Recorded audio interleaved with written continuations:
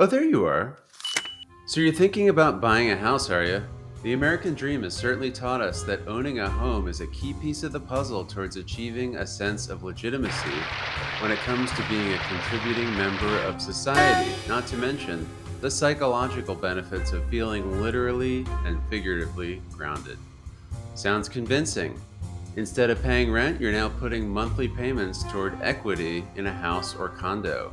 In layman's terms, equity is your share of ownership in the house, kind of like how stocks are your share of ownership in a company. Once you pay off the mortgage, or if you can afford to purchase the home outright, you have 100% equity. Congrats. Exciting stuff. However, there are several caveats to keep in mind, especially before purchasing your first home. One of the main ones: the mortgage. A mortgage is a loan you take out to put towards the purchase of a house. So now instead of renting the apartment or the house, it's kind of like you're renting the money to own the house. So renting money, hmm, yes, renting money. The average mortgage rate is now between 6 and 7% for a 30-year mortgage and just under 6% for a 15-year mortgage, which is on the higher end. On average, historically, it's been somewhere between 3 and 6%. While it can fluctuate and differ from state to state, the average home value increase per year has tended to be around 4 to 8%. But that's pretty close to the average mortgage rate, isn't it? Yes. So, in the time that you spend paying off the mortgage, the appreciation of the home, 4 to 8%, is likely not outpacing the mortgage rate, 3 to 6%, by very much at all. Oh, bummer. Well, not entirely. One day you will ideally own the house and there will be no more mortgage payments or rent to pay. That's definitely part of it. However, you also need to factor in the costs of purchasing the home, inspection, realtor fees, among others. And then once you own the home, you are now responsible for maintenance, repairs, taxes, and insurance. When you rent, your landlord is responsible for the latter costs. Yes, your landlord is not your overlord. If you respect them and they respect you, there shouldn't be a hierarchical relationship between the two of you. Your lease is a contract that protects both parties, where you pay the landlord to live in and service the home, and both parties are legally obligated to respect the terms of the contract. So, in terms of assessing the value of a home when it comes to thinking of it as an investment, we need to compare it to other types of investments as well. Anytime you choose to invest in one opportunity versus another, there is, of course, an opportunity cost. On average, the stock market has yielded 10% returns over the past 30 years.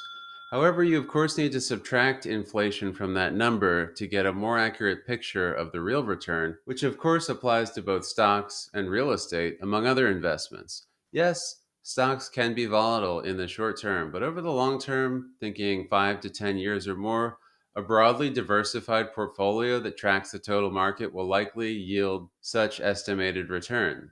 However, past performance does not indicate future results for stocks or real estate.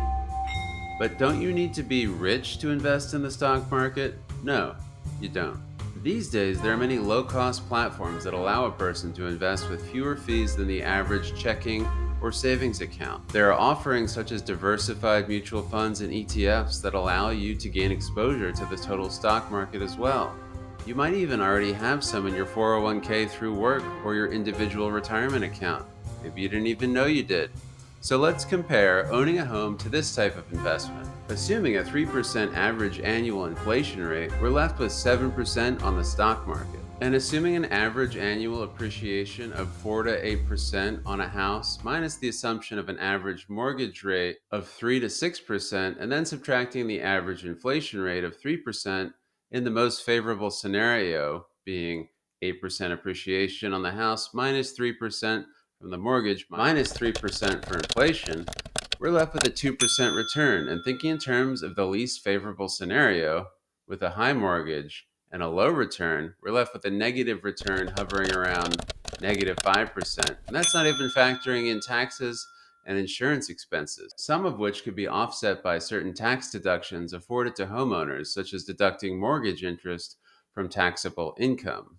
So that leaves us with a median expected return somewhere between -1 and 2%. Yeah.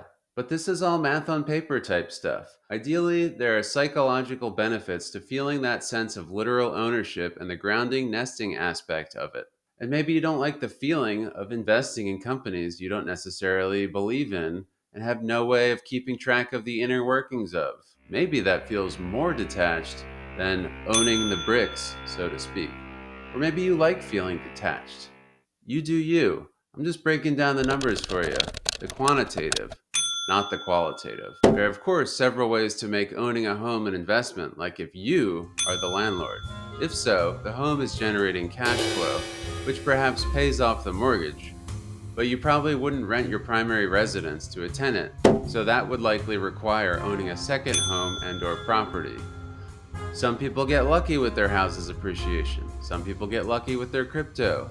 There are always outlier situations with any investment. I am just speaking in terms of ranges of average historical figures. So to wrap it up, is a primary residence an investment? In most cases, I personally don't think so.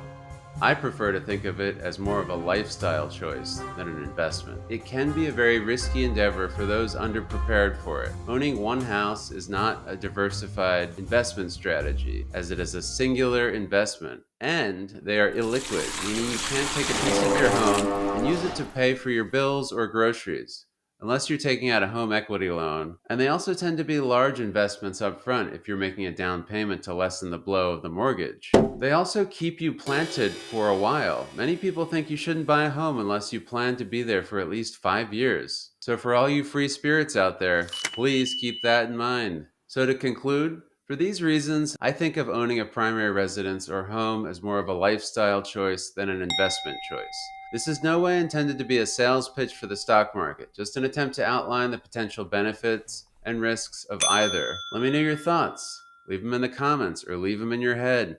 Telepathy is, of course, an underrated endeavor in our culture. So if you find yourself up late at night thinking, I'll never own a home, I'll never be a real person, don't sweat it.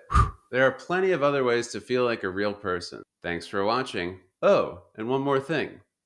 Stay around the clock.